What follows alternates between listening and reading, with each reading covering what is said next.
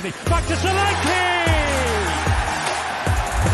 The birthday boy gets a birthday goal. And Dominic Solanke just can't stop finding the back of the net.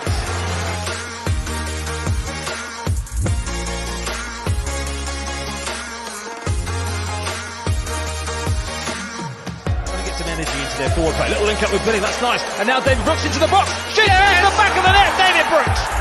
It was Solanke, in fact, with the link up, and David Brooks fired it across Sandbar.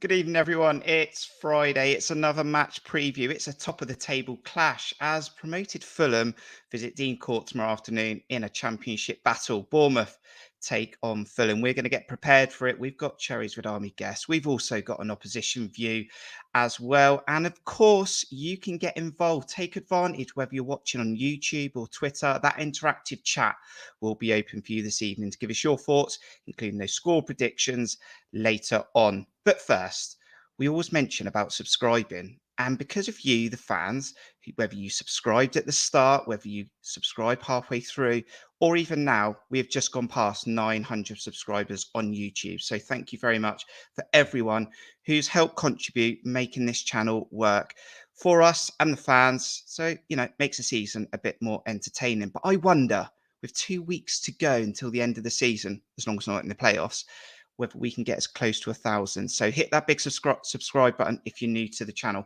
Also, to help this video grow and any other videos on the channel, hit the like button because that also helps. So at some point in the hour, hit the thumb and we'll continue with this match preview. And if you weren't able to join us live, let us know your thoughts in the comments. We read every single one.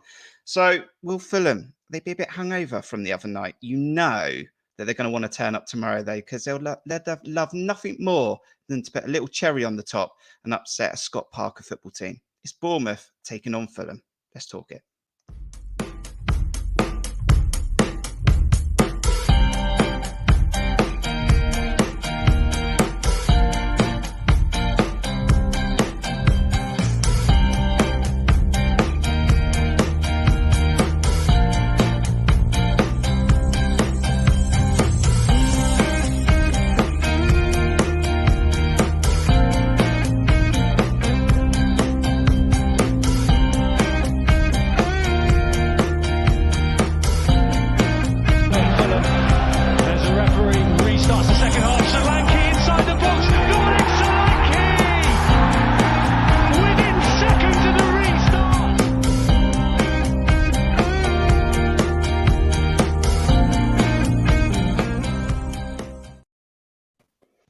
Good evening to our guest. He's been on international duty. He's back. It's Matt Davies. How you doing?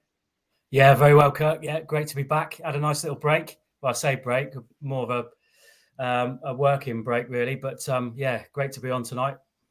Fantastic. Now, he's never been called up for international duty, unfortunately. He's always been a club man.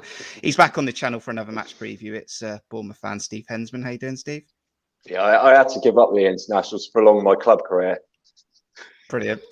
And our opposition guest, we always appreciate anyone who comes on from the opposition. Kindly is Matt from Fulham Focus. Tell us about Fulham Focus. And you're already in Bournemouth, ready for tomorrow, aren't you? Yeah, so Fulham Focus, we're sort of similar to you. We do podcasts and blogs and articles, all things Fulham, so created by a group of fans like yourselves, and revolve around that and just, talk about the relevant points. But, in Bournemouth already, we always knew this was going to be a big game. So we thought we might as well make a weekend of it. It's not just any old away day, by the seaside. It's a big one. And hopefully the weather is there. Who's joining us this evening then? Live on YouTube and Twitter. We've got Chris Hubble, Evening Cherries. Mike from the States. How are you doing? Sammy, Cherries Red Army supporter member, including Mike as well. Stephen Dyer. We've got Mark Cole. Aaron, he's joining us from Portugal. He'll be back soon to watch the Cherries live. Mark Singleton. Alan. We've also got Wayne, who is a Fulham fan, but he always does jump on these match previews just to see how Bournemouth are doing. So thanks for joining us, Cameron Meach, Dan Short, a busy match preview, Chunkmaster.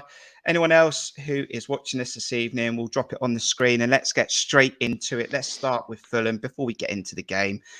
You are promoted now, Matt. You got over the line comfortably the other night and you're back in the Premier League. You must be happy. Your season under Marco Silva.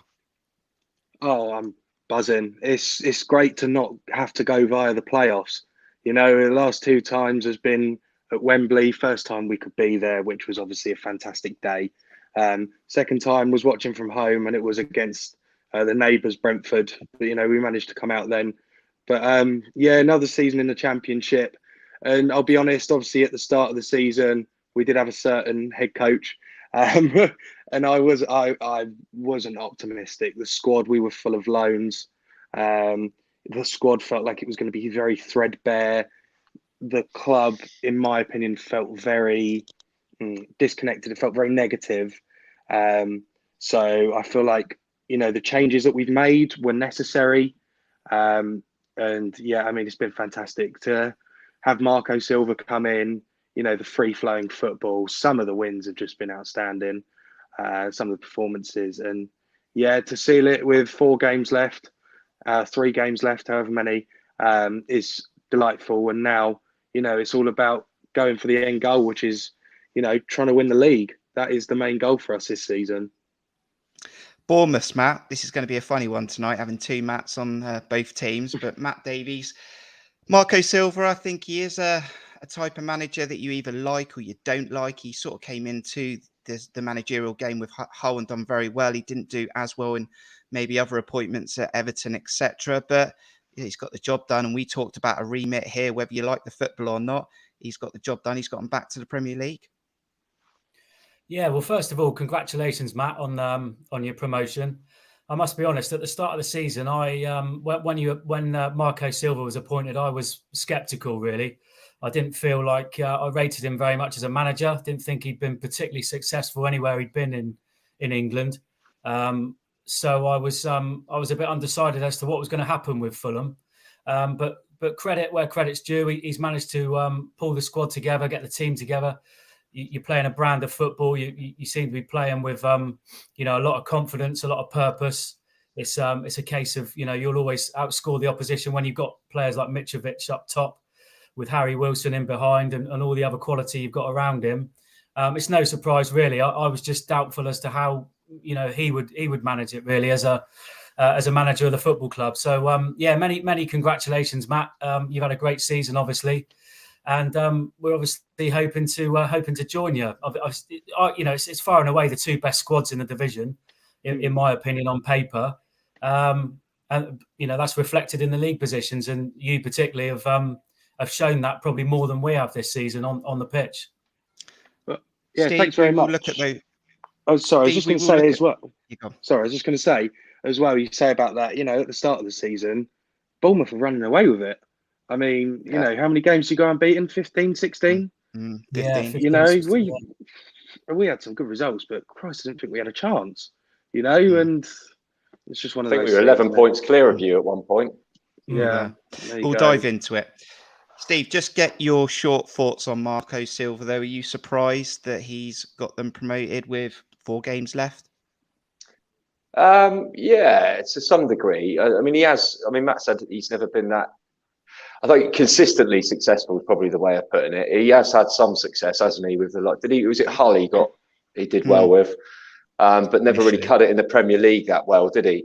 So he's obviously got something about him, and he can obviously get a tune out of a team.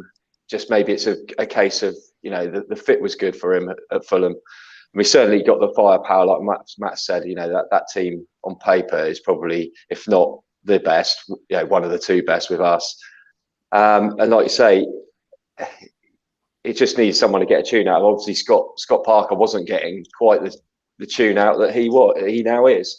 So yeah, all fair play to him. And they've really played. I mean, I think some of the football. I'm a little bit jealous because it's kind of like we've been eking results out, and Fulham have been really putting some teams to the sword. And I kind of wanted us to do that a bit more. But someone could say that's a certain style of football involved in that. But yeah, fair play to Marco Silva and Fulham. So that interactive chat is open. It's open to both fans. Keep it clean. We don't mind a bit of banter, but just keep it clean because there is a timeout option if I need to use it. Let's go back to December then, Matt, from the Fulham focus. It was at Craven Cottage. It was a Friday night, potentially. I remember it being a night game.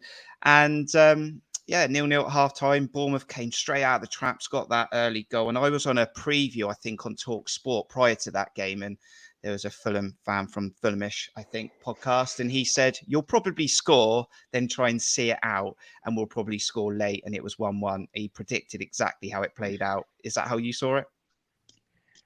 Yeah, I mean, obviously, straight away, it was a terrible start to the second half, really. I mean, a fantastic goal for Solanke. What a start. But then for the rest of the game, I don't want to slate your manager, but it was a classic Scott Parker side, I'm afraid. It was a sort of sit back, and we dominated for the second half. And obviously, we got that goal and, a great header from Tosin with a little bit of mockery as well in the celebration, which probably didn't go down well with the Bournemouth fans. But 1-1. It was a big game. It was a massive game at that point as well. And it still is a massive game. I think, especially after, Parker joined you, that was a fixture that Fulham fans looked out for, especially to have him back at Craven Cottage after last season as well, because we were terrible, really, overall last season. But it was, in my opinion, we deserved it. We had the better chances. It was a 1-0 up, sit back, and but that's just my opinion. I might be a little bit biased there. It was a good point. We did a watch along, didn't we, Matt? I can remember I missed it because it was literally 10 seconds into the second half and Dom Solanke put it away and we had something to build on. It was a well-worked goal. We'll be up there for goal of the season. I think there's another goal out there that might just beat it, but it'll be well up there. Yeah, caught us out, Kirk, didn't it? Because we were going through our half-time rant, saying how we take a point and we haven't been great. If we can get out of here with a point, we'll be well happy. And we were just second half kicked off. We were like, we better focus back on the football now. It's just about to kick off. As we were chatting, the ball's in the back of the net. I couldn't believe it. I was obviously watching from home. I know you were as well, Kirk. We were on the watch along, weren't we? And what a goal out of nowhere, really, from Dom Solanke. It was a great bit of improvising, won it from the kickoff. It's obviously pre-rehearsed and pre-planned. And a great bit of play. Great, first and foremost, a great finish from Dom because he still had a lot of work to do, didn't he, to put the ball in the top corner the way he did, and he showed real quality to stick that away. But it was a great goal. But you're absolutely right, Matt. Absolutely bang on. And I know all three of us said it after the game. We seemed to retreat into our shell as we started to do. Obviously, that 15-game unbeaten run that we went on in October was expansive.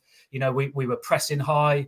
We looked fluid. We looked workman-like. Out of possession. We were all over it. In possession, there seemed to be a cohesion to our play. And then once we got beat, it was almost like, we've been found out now. We've been beaten at home to Preston.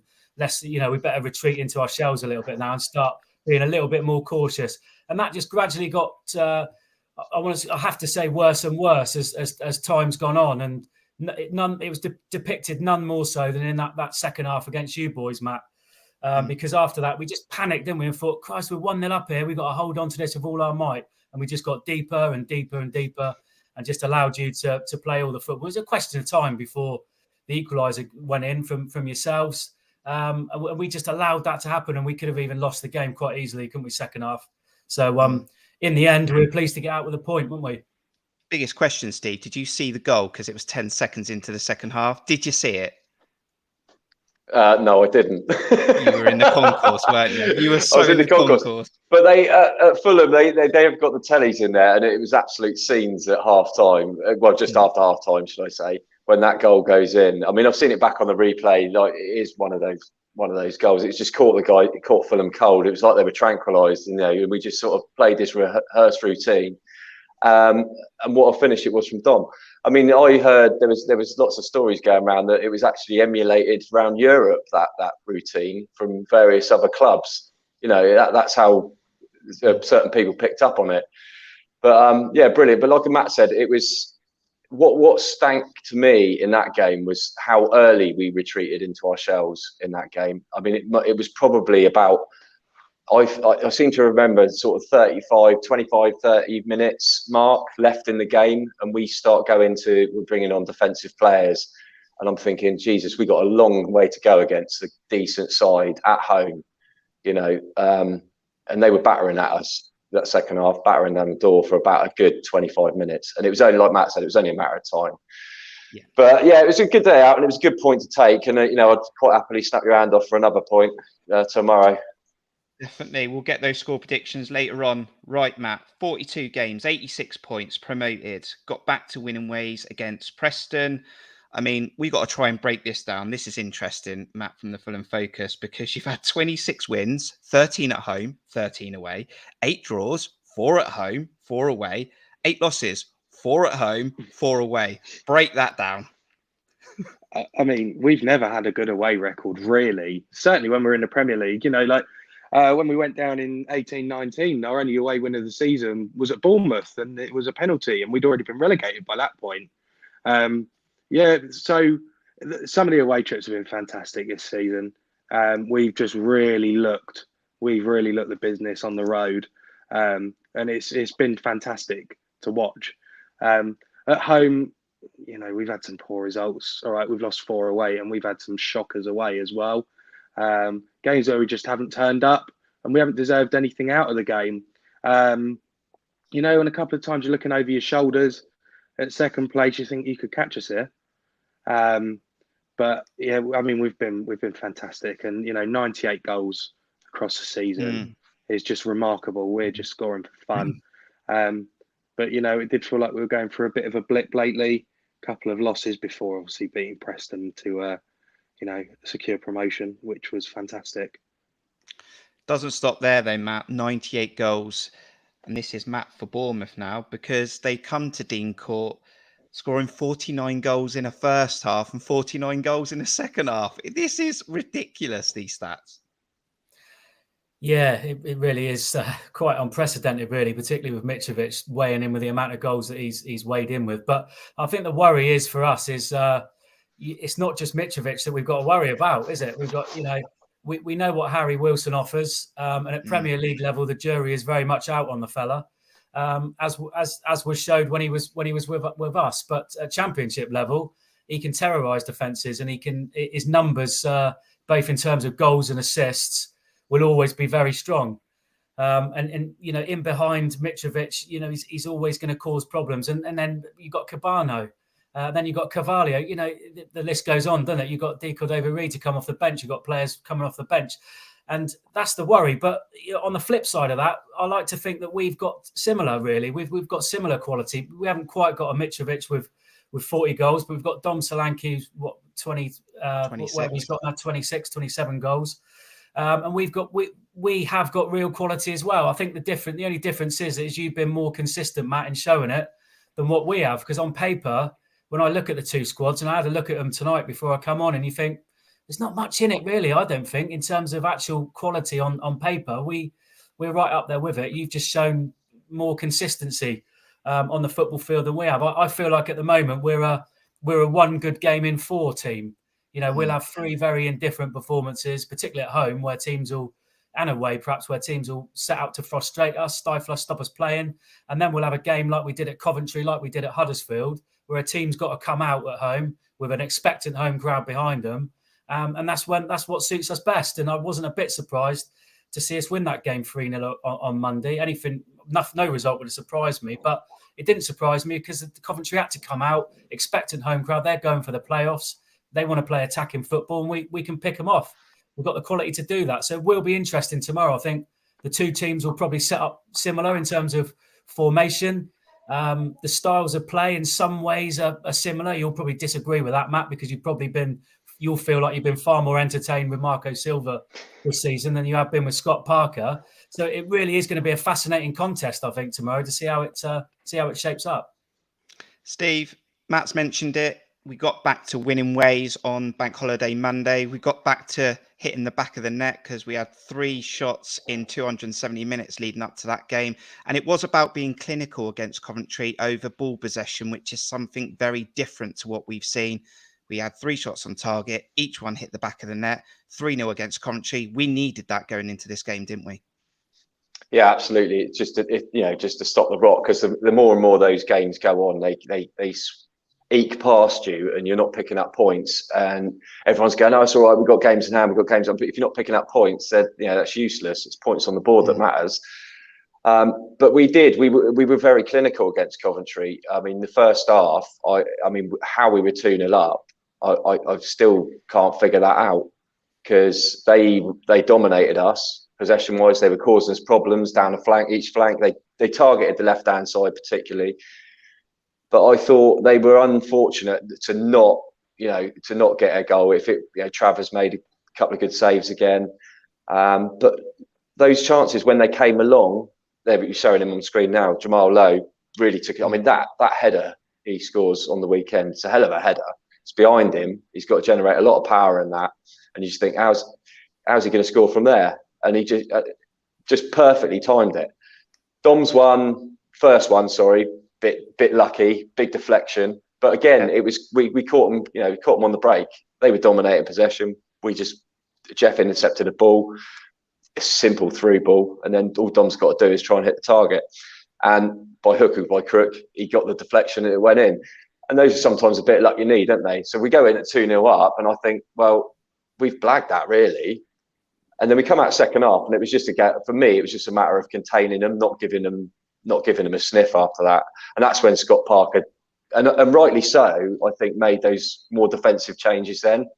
Yeah, because he's got a 2-goal cushion. Definitely. And you can just see the game out.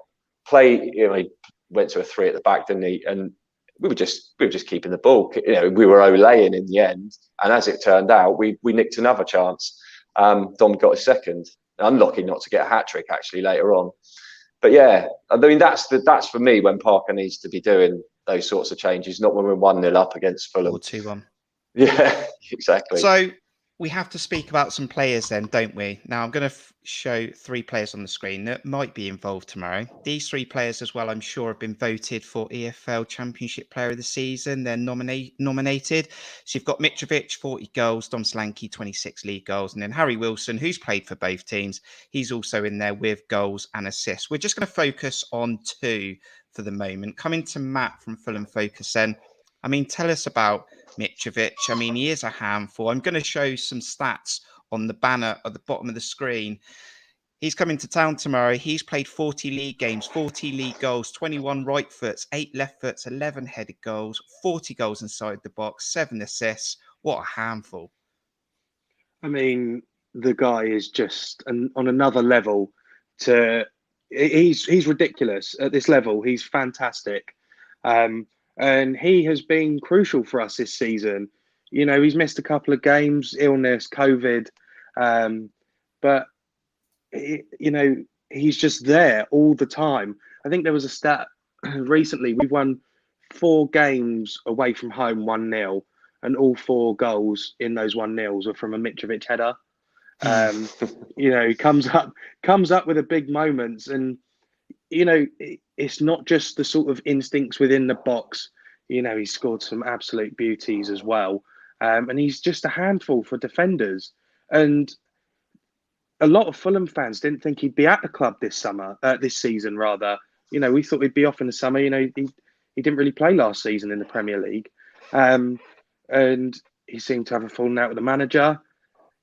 And unfortunately, the future looked bleak. And Silva's come in, sort of reassured him, and you can see the relationships there. He loves the club, he loves London, and we love having him. He's fantastic. He's the reason we got promoted in 2018. He's probably the reason we got promoted in 2020. He scored 26 goals. So to come up with 40 goals is just outstanding, And obviously Solanke's got a good return on 26, I think we said. But, it's 14 goals ahead of him. It's crazy. Matt, with Mitrovic, sorry, can I just butt in a minute? Yeah. The way he didn't play in the Premier League, do you think that was because his style doesn't suit Scott? Because what I've seen from Scott Parker is he likes a hard-working player. And I don't know too much about Mitrovic, but does he fall into that category? Was he a bit what some people would regard as lazy? But he does his work in the box when you put deliveries into him, as we've seen this season with Harry Wilson and the like providing him. Is that the case? Why he got left out? No, I don't think so. I think he missed a penalty at Sheffield United, and then he went on international duty with Serbia and missed a penalty for them, which sent Scotland to the Euros. So his confidence was at an all-time low anyway. And then Parker decided to put Cavalier up front. I think he wanted a bit of pace up front. He likes pace. So Solanke's pretty quick, isn't he? And Mitrovic just sort of got cast aside. And, the guy scored 26 goals a year before. It doesn't matter how quick he is. Put it on his foot, and he's in the back of the net.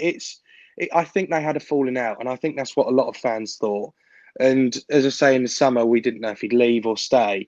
And I honestly do think the situation was either Parker or Mitrovic. One of them's going to stay and one of them's going to go. Something wasn't right there. And you could clearly tell, because if we're behind in a game, he's still not bringing him on. Yeah. And it doesn't matter how quick someone is. You've got a good striker on the bench there, and you're still not bringing him on. So they definitely fell out, I think. And as I said, his future looked bleak. But that can't be right. Up front. What, having talented players on the bench that don't come on? That can't be right, Steve. That's for another day. Matt, as much as Fulham's got Mitrovic on 40 goals, we've got a player that we were glad to also have this season and stay with us, and that's Dom Solanke. 41 league games, 26 league goals, 19 right-footers, 2 left-footers, 5 headed goals. Also scored all of his goals inside the box, 6 assists. Neither Mitrovic or Dom Solanke have scored a goal outside the 18-yard box yet. Interesting stats there, Kirk. Yeah, but both have had great seasons. And the interesting thing for me, aside from the stats, is that both have got points to prove in the Premier League, haven't they? Once we get up there, as have both teams, really, Bournemouth and Fulham. So it'll be interesting to see how it unfolds next season. Obviously, Fulham are already up. That's great. We're open to join them.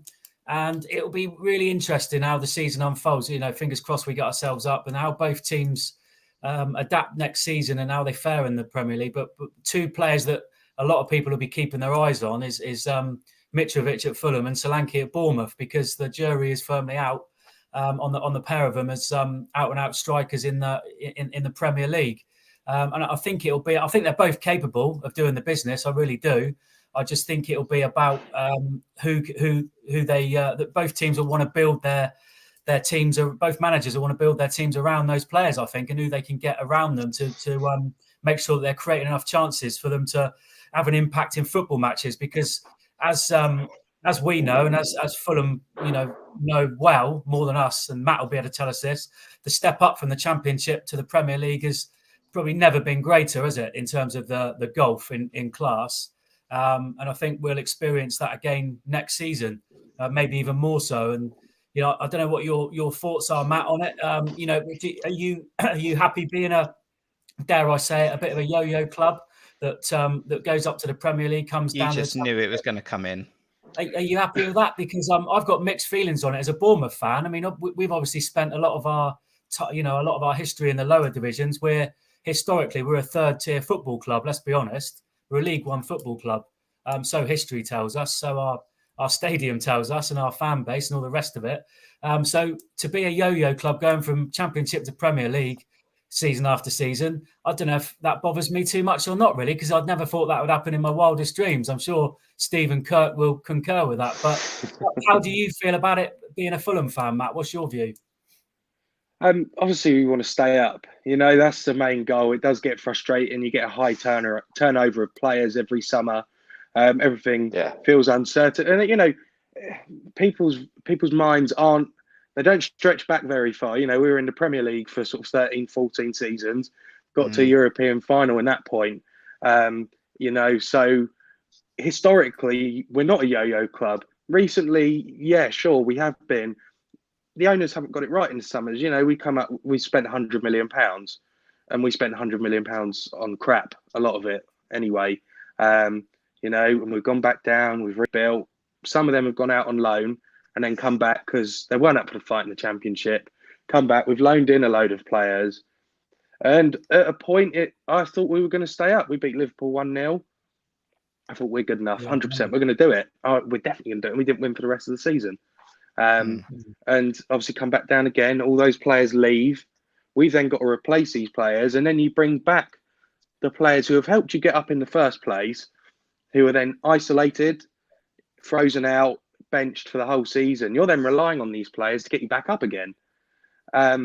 So, it's tricky. I would like us to stay up because as much as I love the Championship, I think it's great. The away days are great.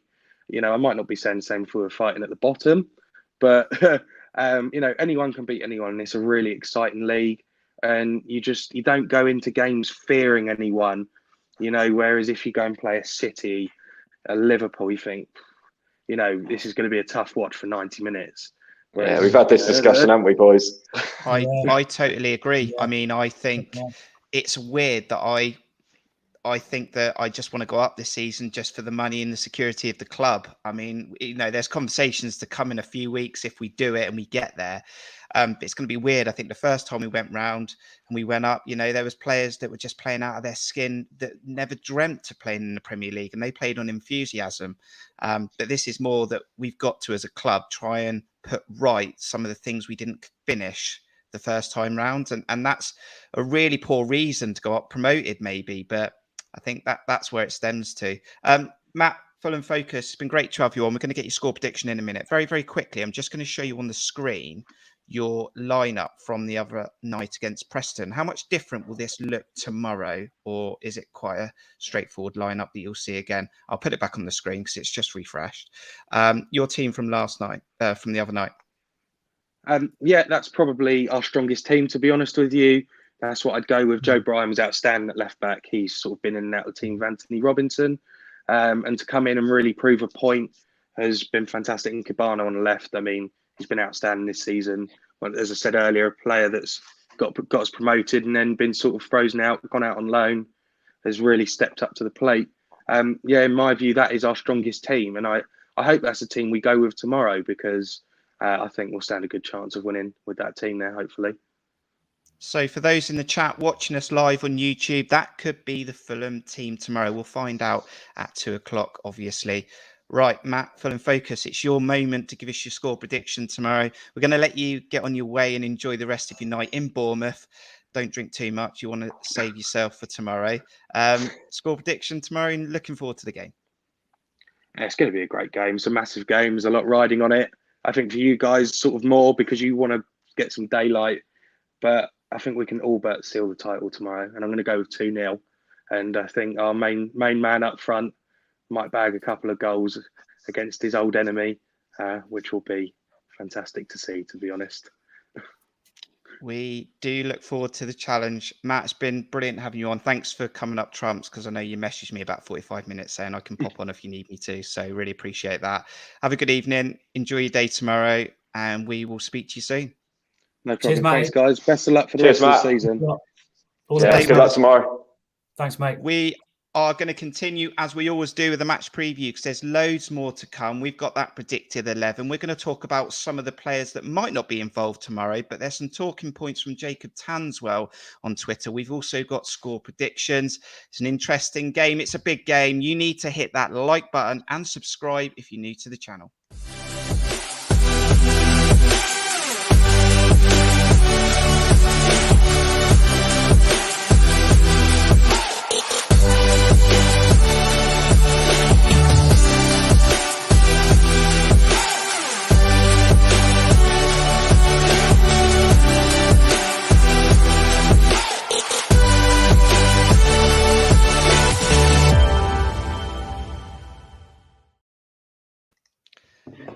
And Steve's just grabbing himself a drink. So while he's doing that, We will come straight to you, Matt. And look, quick shout out. He's coming back now with his drink. I think he's gone to get a drink. Here he is. He's back. Never makes it in time. 20-second ad, and he doesn't get back in time. Matt, I need to get one of. I need to get one of them portable loo things. Quick shout out then. Let's talk about some stuff that's happening before kickoff. I'm not sure if there was a convincing presser, but I have read enough that I need to see about player availability. But let's talk about Adam Smith. Smudge, 300 appearances for the club. He was recognised for that as well by Scott Parker with a shirt with the back of his name on it. And 300 for Smudge. Brilliant. Yeah, been a great servant to the football club, and since the day he came in, Adam Smith always been he's a player that we've known about him, haven't we, for probably about 10 years now at least. He's been at the football club, and what a progression that he's had. He's been through the journey with us, and certainly from League One onwards. How he's progressed as a player epitomised how we were really under Eddie Howe, didn't it? Because there was so many players that made that progression and pushed through the leagues with us, and not only grew as individuals, but they grew as a team, didn't they? And Adam Smith was firmly part of that. Always somebody you can still rely on. That's the biggest compliment I can pay him, Kirk, is that you can still rely on him to this day. 10 years later, he's still probably our first choice. Well, he is our first choice right back. So that speaks volumes about the man. So incredible achievement, particularly in this day and age, football these days, to have made 300 appearances for one football club in a spell of spanning over 10 years, whatever it is now, is a fantastic, phenomenal achievement. Shows great loyalty, great commitment, and all credit to Adam Smith. Brilliant stuff. Interesting stuff. And Steve, when he's not playing right back, he's playing left back. He probably just misses out on the all-time best AFC Bournemouth team. We've done a few of those on the channel before, but he is versatile. He says he just wants to play. He'll play wherever the manager puts him. He does a job whether you like it or not. He puts in 100% every single time. Yeah, well, I mean, he has done, consistently for, like Matt said, for years now. And I think what's amazing about that, the 300 sort of games thing is that, let's be honest, he was never really nailed down for a first team in that Eddie team. He never really was like first choice in any position. He was kind of a utility player, really, in our defence, I would say sometimes. And so he must. I'm surprised he's got that sort of accolade, because he must have. I mean, that's an average of 30 games a season. I would have thought he would have missed quite a lot more than that, just purely because there was other people in front of him. But when he has played, I mean, you can't fault the guy. He's played everywhere he's been asked to play. He's come up with crucial goals on occasions. I remember was it the one against Everton when we were losing 2-0? 2-0, yeah. Got us back in the game, didn't it? Yeah. Great strike from the corner of the box, wasn't it, as well? Which is sort of something you don't see from Smudge very often. But yeah, great ambassador for the club. He's never really. I've never remember him bitching and moaning about never being first choice. I mean, I can remember him playing. You must remember this as well. Going back to the Huddersfield playoffs. Yeah, he played in that, didn't he? That was like 10 years ago. I can remember him scoring a goal at Peterborough that season. I think I might have brought it up before. He scored a goal at Peterborough, went through the keeper's legs, I think. Yeah. Remember that? I was in that season. I think it was 3-3 at London Road. And was that the Fletcher header at the end? Yeah, I remember that game. Yeah, that's 11 years ago, isn't it? So, jeez. Yeah, and versatile. Always depended upon, versatile, brilliant. A quick mention as well for another player who's been a good servant, but he's really struggled with injuries. That's Junior Stanislas. He tried to recover, come back into the team. He's slipped a disc and he's going to be out for the rest of the season. He's on a 2-year contract, Matt. His stats are pretty decent, actually, because I think he's only made 2 appearances and got 2 assists or something like that. So his stats are ridiculous for how many games he's played this season. But it's just the same old record again, isn't it, for Stan, unfortunately? Yeah, I feel for the bloke. I really do, because when you can get him on the football pitch, he's arguably you put him in our first 11, wouldn't you? That he's that good, and even in the Premier League as well, he's proved that he can show quality there with his numbers and what he contributes when he's fit. But the problem is, as we all know, we can't keep him fit. For more than a couple of games at a time. It's so inconsistent. I would question the decision of giving him a 2-year contract. I must admit, with Adam Smith, I could understand it more. And the two of them stalled, didn't they, in the summer on signing new deals, because they're obviously wanting to look about to see what was about elsewhere. And us committing to a 2-year contract with Junior is, for me, a questionable decision, not because of his footballing ability and his technical ability and what he offers, but the fact that you're never going to get more than 10 games a season at best from him. So it's a shame. It's a shame because again, he's been with us throughout, a lot of the journey, hasn't he? Since 2014, 15, 7, 8 years, long time at the football club, great servant, showed commitment and showed what a good player he is, but just can't keep him fit. Real shame.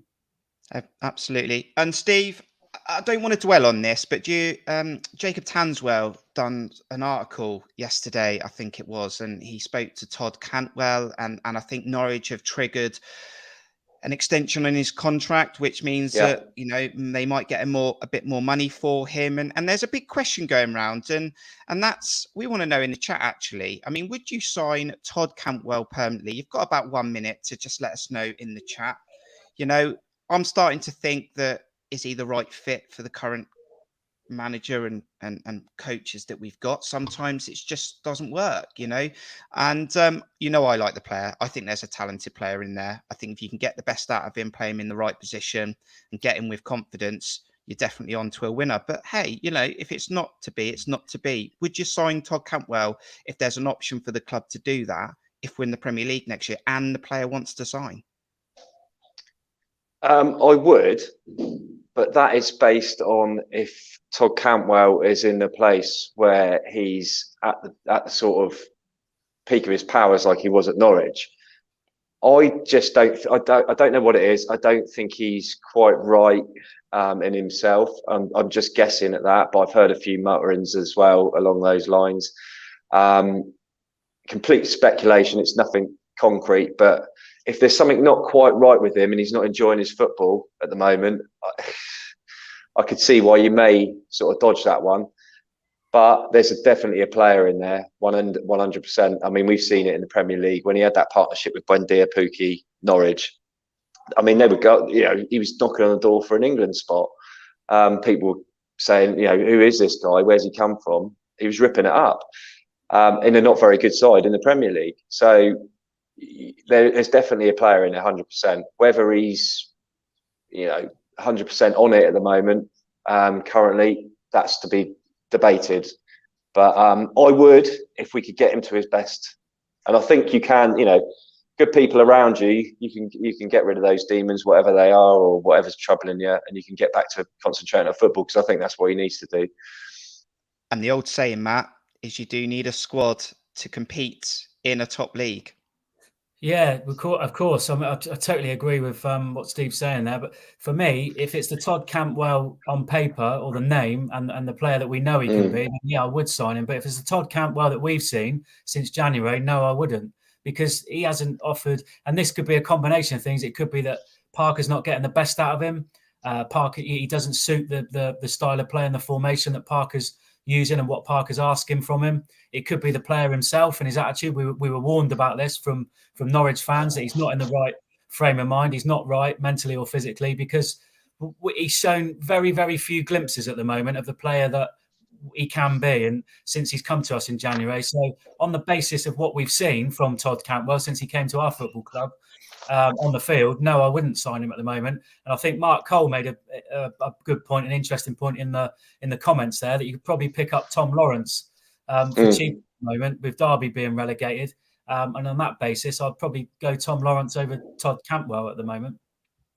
Interesting stuff. And you just know there's going to be those types of conversations as well as the season closes out. Right, it's that time, isn't it?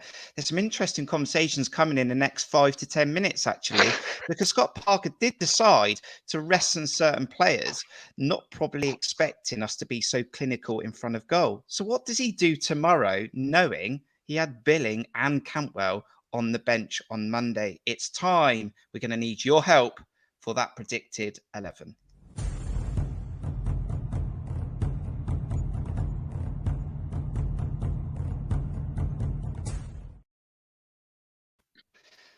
There it is. there's the football pitch, and we've got some players in there as well. Players that we expect to start. We've got Mark Travers, we've got Lloyd Kelly, we've got Christie and Solanke. There's a question mark here about what formation he might go for. I have put a back four on there, guys. Are we sticking with a back four? Yeah, I don't see him changing it. For me, definitely. Yeah. Not to start Steve, the game, no. Build that back four for me then, please, Steve. Well, I think unless there's any changes, we're going to see Smudger at left back again. Sorry, you've gone up to the right there, haven't you? And I think it would be Ethan Laird over the other side. Yeah. The centre back one, I can't see that changing either. So it's got to be Nat Phillips for me. Okay, that's the back four. And let us know your thoughts in the comments. You can build your own lineup in the chat. Did either of you two see Jacob Stanswell's piece on Lloyd Kelly, which was quite an interesting read? I haven't, Steve, actually, no. It was an interesting one. Should we come back to that one just after? Okay. Because that was on the same sort of conversations of Todd Cantwell. So let's come back to Lloyd Kelly after the predicted 11. Good point. Right, let's go up to the three ahead. Now, are we thinking it's going to be one holding midfielder or two, guys? Yeah, difficult one. Obviously, taking into account the opposition, the importance of the game. For me, that's not set in stone. I mean, you have to be flexible and adaptable throughout a football match. You have to be fluid throughout a football match, and I think Fulham certainly have shown that they can be. So I think, in answer to your question, Lewis, Cook, and Jefferson Lerma will both start the game. Whether they stay deep lying or not is another matter. I mean, they can play deep lying if they need to. And if they need to, one of them, probably Jeff Lerma, can progress further up the field, can't it? It really depends on the patterns of play and how we're dictating things, really, in the middle of the park. So for me, that is interchangeable. But the fact of the matter is, it'll be Cook and Lerma in those midfield spots, definitely. So the big question here is whether Christie comes into the middle or whether Phil Billing comes back into the side. I'll come to you first, Steve. Do you think Christie will play in that number 8 or Phil Billing? I think Billing will play there because I think he's had a rest now. Parker does like to play him when he can. I know he hasn't been on it as we know he can be of late, but hopefully he's had a little bit of a rest. He's got a little bit of a boost back, but he needs to show it. He needs to put in a performance. And he unfortunately it's been a bit lacking of late.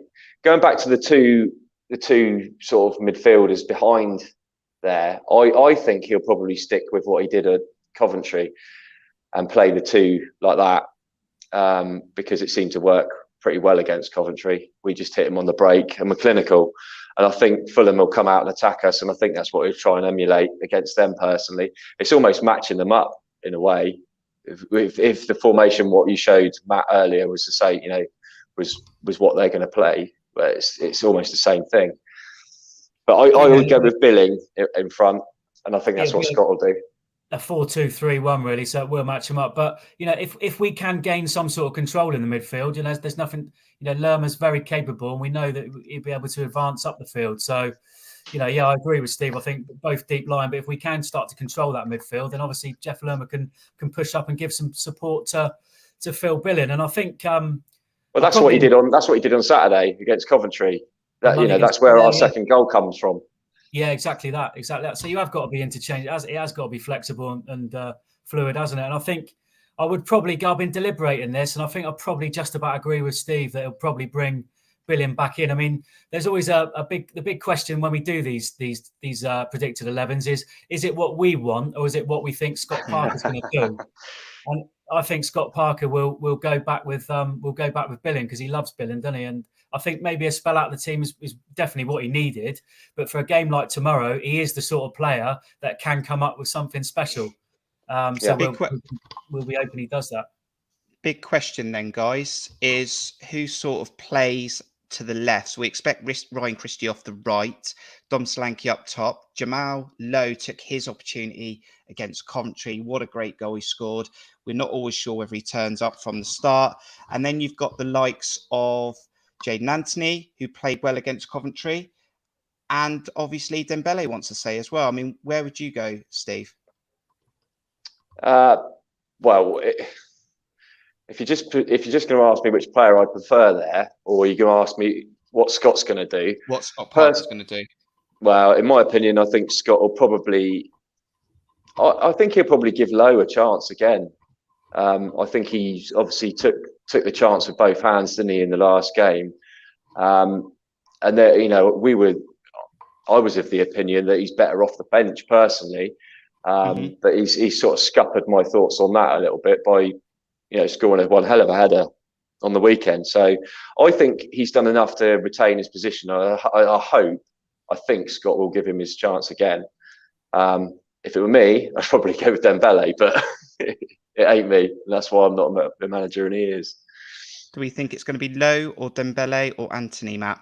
You've got to be very, what Steve said, you've got to be very careful with Scott Parker about his man management here, because he's already dropped Jamal Lowe once after he scored, three in a row, and then he dropped him. He comes in against Coventry. I didn't go to Coventry, but I've seen the game back. He had a decent game, scores a great goal. If he drops him tomorrow, you're going to leave a player like Jamal Lowe, and he might not be alone in the squad, of thinking, what more have I got to do to stay in this football team? Because I've scored, I'm contributing, I'm scoring goals consistently when I'm playing. The only reason that I would plump for Dembele, really, having said all of that, is the formation. I mean, if he can get Jamal Lowe closer to Dom Solanke, which I think he did more on Monday, then I would go with Lowe. I'm just not sure that Lowe is best suited to playing wide in a three, if you like, in attack. But in answer to your question, I think he has to go for Lowe after the performance he put in on Monday and the goal that he scored. I think to drop him would not send out a very good message at all, really. I think if you're going to play with those two sitting midfielders, you need your front men to be pacey and be able to counter quickly. This is so why I think Lowe or Dembele suit that. Yeah, but this is why he likes Anthony as well, Steve, doesn't it? Because he knows that he'll work back, and Christie will also work back. So if you've got two deep lying midfielders like Cook and Lerma, you need two wingers that are really going to work up and down, work the flanks, and do the dirty work, do the defensive side. I'm not sure that Lowe and Dembele offer that so much. So it is an interesting debate, but I just think from the man management point of view, I think it has to be Jamal Lowe to start with, certainly tomorrow. What we're going to do, we're going to throw it into the chat. Okay, we need one more position. Who do you think Scott Parker will pick tomorrow? Will it be Lowe, Anthony, or Dembele? This is your opportunity to let us know in the chat. So you've got a 1-minute warning. Whilst we're doing that, this gives us a perfect opportunity to talk about Mr. Lloyd Kelly, our captain, which Steve brought up, and Jacob Tanswell. Go and check out Jacob Tanswell on Twitter. He most definitely did bring up Lloyd Kelly as well. And my understanding is that Scott Parker praised Lloyd Kelly highly. And even Jacob Tanswell, if I'm right, Steve, was a little bit surprised in how much he praised Lloyd Kelly. I think Lloyd Kelly's a good defender. I think we'll all agree he's got good recovery pace, because we don't have that in all of our defenders. I think it all comes back to me is he's not very good at the moment at passing accuracy, the tempo, the speed of his passing to get us up the pitch. And that seems to be what's given him a little bit of issues with the fans, just a few fans in the stadiums nowadays. Yeah, I mean, what Scott said is he's come out and really protected his player there. And, kudos to him for that. Because, myself included, I've been a bit critical of Kelly recently. But when you stand back and you read that article that Jacob Tanswell's put together, there's a lot of overriding factors that could... you could attribute to the fact that he's not been playing at his best. I mean, the guy's only 23. It's his first full season playing centre back. He's taken on the captaincy as well. He's got a lot of burden on his shoulders, but there's one hell of a player there. I've been critical of him, but equally, I think there's one hell of a player there. It's almost like polishing. He's a rough diamond, if you see what I mean. There's attributes to his game he's really good at. Like you said, I think his reading of situations is superb. He can see things unfolding before they happen, and he's already there. And even if he doesn't, he's got the pace, to get out of those situations, and recovery runs excellent. What I do find I don't find he's very vocal as a captain. I find that a bit of an issue. I think you need to have that as a captain. You need to be organising people all the time, especially from a centre-back role. His passing, his distribution, it was an interesting thing that Jacob said, because he said, well, obviously that Scott's come out and said, look, he's the person I need to start the attacks off for us. So he's going to be risky with his passing. He's going to attempt, long balls splitting through the middle. He's trying to pick out the likes of Billing and Lowe on the wing, if we're going to play Lowe on the wing this week. But he's trying to find those balls, and they're not always coming off for him. And when that happens, I think the crowd get on his back, myself included. We think, oh, Jesus, it's not, why is it so poor? But he's got, it's easy to pick up on those individual little things and bits and pieces. But if you look at it as a collective, I think the guy will be a good defender. I just don't think he's quite the finished article at the moment. There's other things I could go into, like his decision to head the ball. He tends to not. Nat Phillips is and Cahill, Steve Kirk for that. They're ones that go in and want to win a header. They'll charge forward and win a header. I don't find that with Kelly. I find he's a little bit standoffish. He'll let the ball bounce very, very occasionally, which is a bit of a no-no, really, if you're a defender, because especially if you're up against the likes of someone like Mitrovic, be all over you like a rash with a bouncing ball. Just little things, and like you say, it's a little bit passive. It's a little bit slow at times, but I think these are all things he can develop, because he is only 23, and he's got a hell of a good career in front of him, and there is a lot of attributes that is very good, very calm on the ball. I mean, nothing seems to faze him. Even when he makes a mistake, he can, some people would really dip and take it personally, but he seems to bounce back very quickly. So I think there's a player, but it's a case of polishing a rough diamond for me.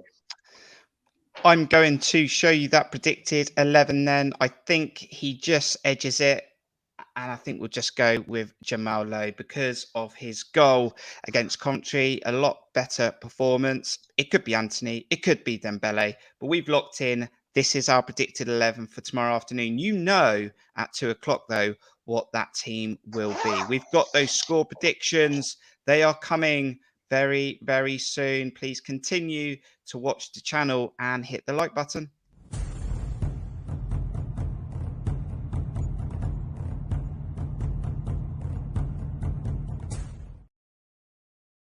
And of course, if you weren't joining us live, let us know your thoughts in the comments. There are other games in the Championship. I think Huddersfield are currently winning 2-0 live at the moment. Tomorrow afternoon, we've also got Luton versus Blackpool early kickoff. Birmingham take on Millwall. Bournemouth versus Fulham. Derby take on Bristol City. Hull against Reading. Peterborough against Nottingham Forest. Sheffield United against Cardiff. Stoke City versus Queen's Park Rangers. Swansea against Middlesbrough. And West Brom against Coventry. The one that we're going to potentially have a second eye on, Matt, is that Peterborough Nottingham Forest. And although you might think that that's an easy tie for Nottingham Forest, Peterborough picked up some wins lately.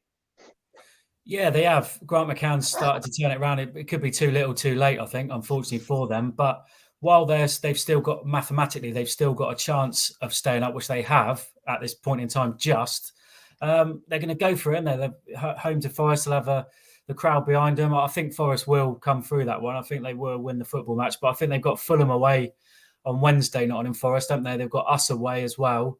So they have got a few difficult games left to play. And at the moment, we've got a 7-point gap and a slightly better goal difference. So we're still going to stand by our comments, aren't we, Kirk? That if we throw it away from here, it'll be an unmitigated disaster. That not going to go back on that, and never will do. If we were to throw it away, to throw it away from this point would be criminal. Really, we have got a tough run. We're starting with tomorrow, really difficult game. Another one Tuesday. Another one Saturday. All of them left really tough, but it's ours to lose firmly, isn't it, at the moment? A couple of conversations going on in the chat at the moment, Matt. They want to know if Lerma is in the background. He always likes a match preview, old Jeff, doesn't he? Yeah, he does. It's not actually Lerma. It's our older cat, Isabel, who's 14, and she's absolutely sick of Lerma because he's 5 months old and he's wanted to hump her all the time. So, when have we had a player called Isabel? We we haven't, mate. I thought you named all your animals after AFC Bournemouth players. Yeah, I know. Emily named that one 14 years ago, so I had no choice on that one. But this one was firmly always going to be Lerma. But he is Lerma all day long. He fights dirty. He's all over this. He's an absolute unit, the lad as well. Do you have to get a yellow card for him? Yeah, yellow, red, the lot. He's on a 5-match plan at the moment. Rightly so. I'm not deaf. Right, the biggest decision is coming very, very, very soon. You're going to have to make it in about 1 minute's time. And Martin's just put a last thought in there that Kelly was better with Cahill alongside him. Some good points, some good conversations, and they will definitely be around after 46 games of this season if we do get promoted. It's that time of the preview show where we're going to know and want to know what your score prediction for tomorrow afternoon is. You've got about a minute to do that. And yesterday afternoon, I got on the golf course for the first time this year. I caught up with Talking Cherries Simon Kaye. He went to Coventry. He loved his day out. He took his boy. His boy's undefeated going on away days. So, Josh, you need to go to every away day between now and the end of the season. You put your score predictions in the chat. Matt and Steve are going to think about theirs. I wonder what Simon was thinking about the game tomorrow yesterday. First outing of golf then this year, myself and Simon Kaye. How are you? I'm all right. The golf was all right. Not too bad. So you're going to put your score predictions in the chat. Whilst you're doing that, Simon, 3-0 against Coventry. You must be happy with that. Fulham next. Absolutely. It was a wonderful performance. I wouldn't say it was the best of the season, but it's up there. You can't complain when it's 3-0 away from home. 2 massive games coming up now. I'd like to think we'd get 6 points out of it and then it's all done. So half glass full. Let's beat Fulham and then let's beat Swansea. So what is your score prediction for Bournemouth-Fulham on Saturday? I'm going to go 2-1 to Bournemouth. And I'll go with a Solanke and Lerma goal scorers. Happy with your golf performance today? Steady, first time this season, so I can't complain. No stupid blobs. Everything was like 4, 5, 6, 7. So yeah, all right, we'll be back again. Things to improve on. Same for Scotty. Exactly. Back to the live stream. We're going to get your score predictions right now. Up the Cherries.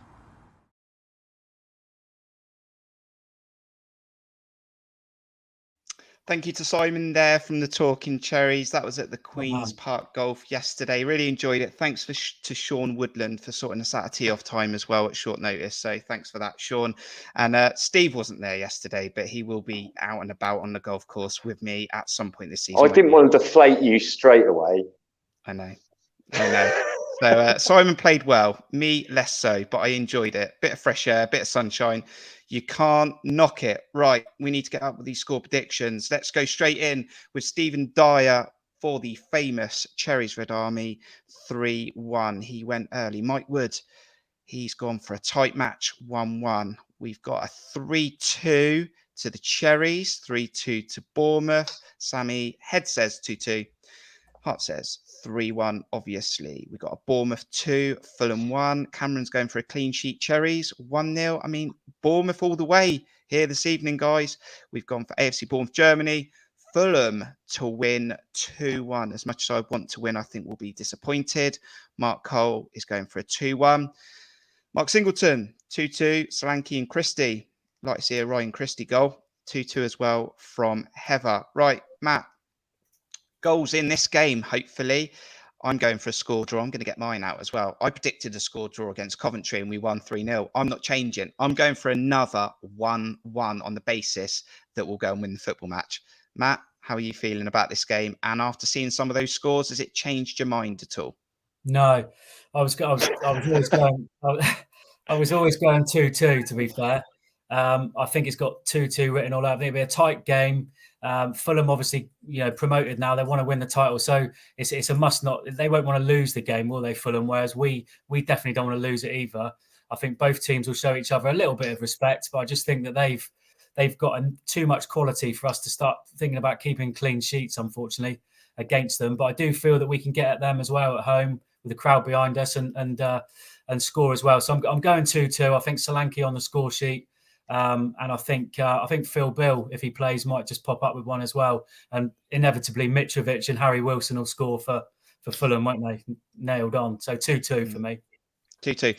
Dan Short has gone for Cherries 2-1. John Morgan's going for goals 1-1. Sean, thanks for that on the golf course yesterday. 2-2 goals. Chunk Masters going for 2-1 Bournemouth. And Martin looks like a 2-1 Bournemouth low. And Dom again. Not many fans. It is a Bournemouth channel, Steve, but not many fans going against the Cherries tomorrow.